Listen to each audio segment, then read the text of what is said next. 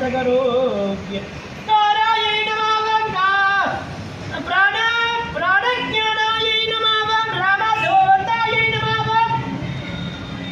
वानरायै नमः केसरी सुतायै नमः सीताचोदनहत्काराय कार्यगोत्रायै नमः बालग्रन्थ समज्ञानायै नमः विभीषण प्रियदशयुग्रीवकुलकाय नमः लक्ष्मण प्राणज्ञानाय नमः वक्रकाराय नमः महायुक्ताय नमः चिरञ्जीविताय नमः राम